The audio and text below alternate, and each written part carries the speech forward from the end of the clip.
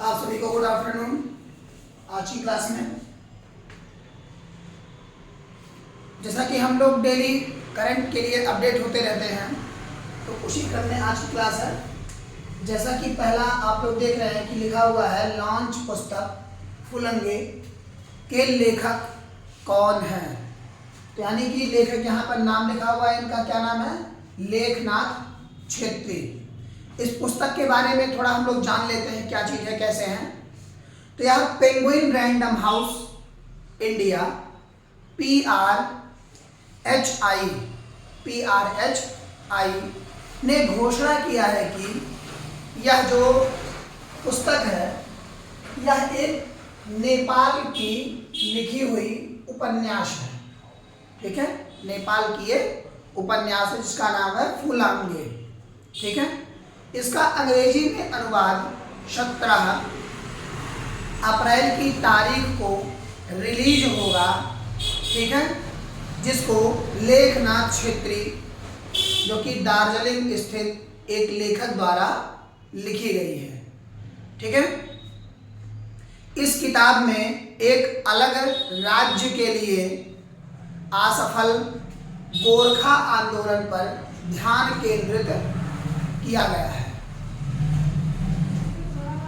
और ये जो उपन्यास है, इस उपन्यास के अंतर्गत अगर हम कहें तो इस किताब का मूल नेपाली संस्करण 2021 में नेपाल के सबसे प्रतिष्ठित साप्ताहिक पुरस्कार मदन पुरस्कार के लिए चयनित हुआ है।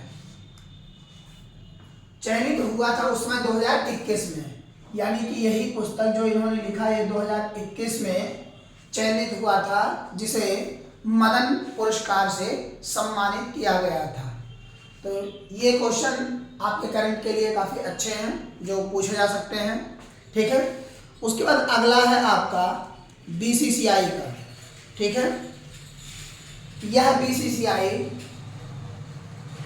IPL 2023 के लिए हर्बालाइफ एक अग्रणी वैश्विक पोषण कंपनी ने board of control for cricket in India यानी कि BCCI के साथ जोड़कर 2023 सीजन के लिए टाटा इंडियन प्रीमियर लीग अर्थात IPL के लिए आधिकारिक साझेदारी बनाने का इसने फैसला किया है। ठीक है, इसी में IPL 2023 में और दुनिया भर में फैंस के लिए एक अगर कहें तो पसंदीदा क्रिकेट है, जो लोग देखना बहुत ज़्यादा ही पसंद करते हैं, क्योंकि यह 2020 के थ्रू ही खेला जाता है IPL, जो कि बहुत अच्छा लगता है। ठीक है, यह 31 मार्च को स्टार्ट हो रहा है। 28 मई 2023 तक यह आयोजन भारत में रहेगा और चलेगा। ठीक है, तो हर्बालाइफ दुनिया भर में 150 से अधिक विश्व स्तरीय खिलाड़ियों अर्थात अगर हम कहें टीमों और इन्वेस्टर्स का गर्व स्पॉन्सर है। तो ये आपके समझ में आ गया होगा BCCI का। ठीक है, अभी हाल ही में पासपोर्ट सूचकांक 2023 जारी किया गया है, जिसमें भारत को 144वें स्थान पर रखा गया है, जो कि अगर हम कहें पासपोर्ट इंडेक्स ने बुधवार को अपना नवीनतम अपडेट प्रस्तावित किया, यानी कि अभी 2 दिन पहले।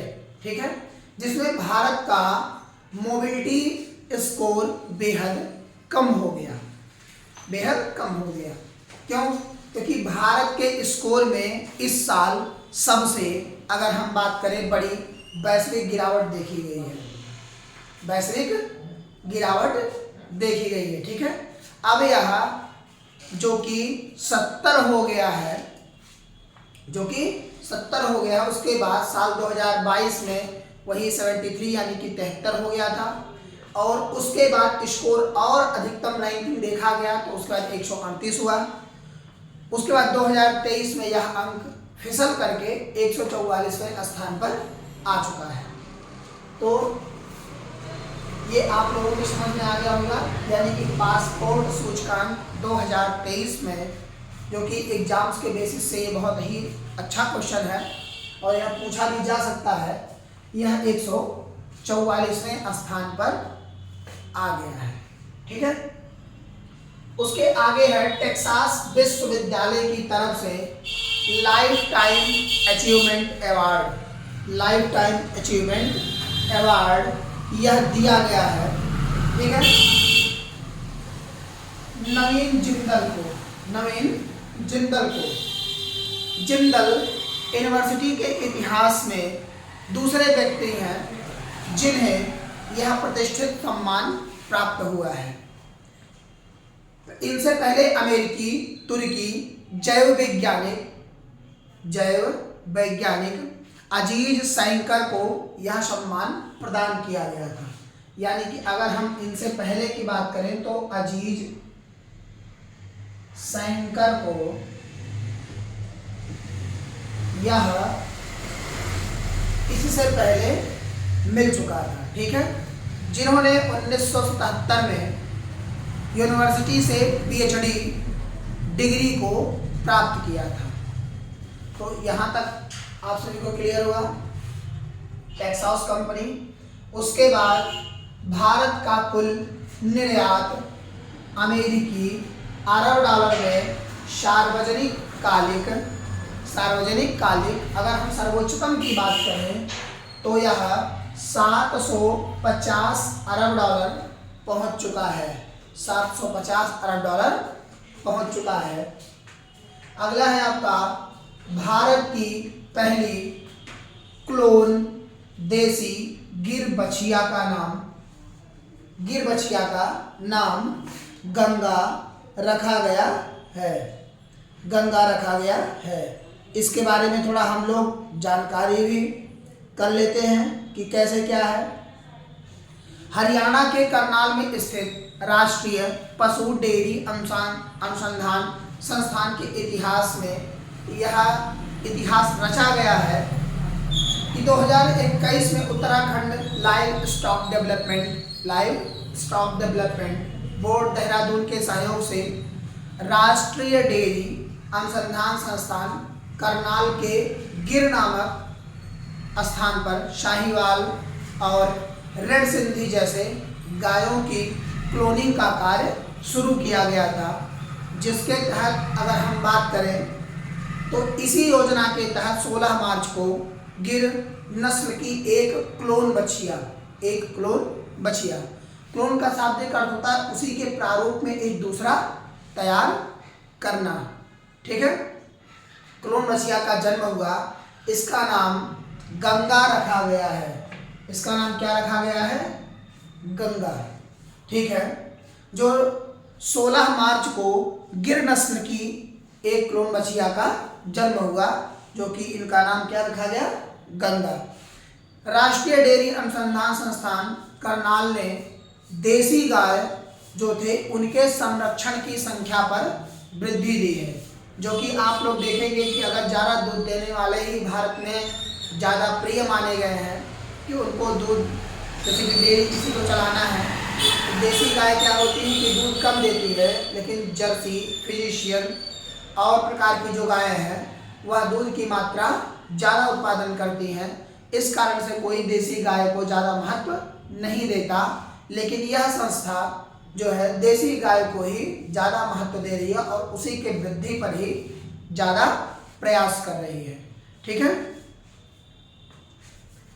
उसके बाद है केंद्र सरकार ने फेम योजना के तहत 7,432 चार्जिंग स्टेशन लगवाने के लिए जो धनराशि का व्यय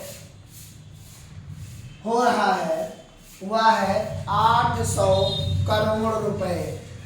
आजकल आप लोग देख रहे हैं कि लिथियम बैटरी से चलने वाली जो कारें आ रही हैं उनमें ज़्यादातर चार्जिंग के लिए चार्जिंग पॉइंट का होना बहुत ज़रूरी है, जिनके कारण से सरकार इन मुद्दों को ध्यान में रखते हुए यह सारे कार्य कर रही है। और इसके 7,432 स्टेशन यानी कि चार्जिंग स्टेशन, जैसे हर जगह आपको पेट्रोल पंप प्रोवाइड हो रहा है उसी तरह हर 5 किलोमीटर पर आपको यह चार्जिंग स्टेशन प्रोवाइड होगा, जो कि इसकी कुल लागत 800 करोड़ रुपए बताई गई है। अगला है आपका अंतरराष्ट्रीय शून्य अपशिष्ट दिवस 30 मार्च को, यानी कि अभी हाल ही में एक दिन पहले मनाया गया है। यह 14 दिसंबर 2022 को संयुक्त राष्ट्र महासभा ने शून्य यानी कि कचरे कार्यक्रम के महत्व को स्वीकार करते हुए घोषणा किया था कि 2023 के हर साल 30 मार्च के दिन में यानी कि 30 मार्च को शून्य कचरे के अंतर्राष्ट्रीय दिवस के रूप में मनाया जाएगा, जो कि अभी अगर हम कहें तो एक दिन पहले मनाया गया यानी कि कल। ठीक है, शून्य कचरे के अंतर्राष्ट्रीय दिवस से व्यवहार के सतत उत्पादन व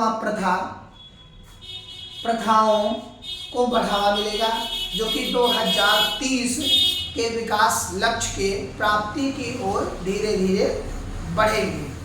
ठीक है, संयुक्त राष्ट्र ने प्रतिवर्ष लगभग 2.24 अरब टन नगरीय कचरा उत्पन्न होता है, जो कि यह औसतन है अगर हम अमेरिका की बात करते हैं तब। ठीक है, उससे अगला है होपी, एक जनजातीय समूह है जो निवास करती है ऑस्ट्रेलिया में। जैसे जनजातियों के बारे में आप सभी को पता होगा कि संथाल जनजाति, थारू जनजाति, ऐसे बहुत सारी जनजातियां हैं, लगभग 100 कुछ जनजातियां हैं। ठीक है, उन जनजातियों के रहने का अलग अलग स्थान है, अलग अलग जगह है। उसी तरह होपी प्रकार की एक जनजाति है होपी, जो यह अमेरिका में निवास करती है, अमेरिका में निवास करती है। अगला है लद्दाख साहित्य सम्मेलन, लद्दाख साहित्य सम्मेलन यानी कि साहित्यिक सम्मेलन की परंपरा को बनाए रखने के लिए यह तीसरा सम्मेलन लद्दाख में किया गया था और जो कि तीसरे संस्करण में था। इसका उद्घाटन बीडी मिश्रा ने किया, बीडी मिश्रा ने किया। तो ये आज के आपके करंट थे। ठीक है, इसी तरह आपको कल भी प्राप्त होगा, यानी कि प्रतिदिन आपको प्राप्त होता रहेगा। ये 10 करंट हैं जो आपके एग्जाम में कहीं से भी पूछे जा सकते हैं और ये पूछे जाएंगे। और ऐसे ही वीडियो प्राप्त करने के लिए हमारे चैनल से आप सभी लोग जरूर जुड़ें। धन्यवाद।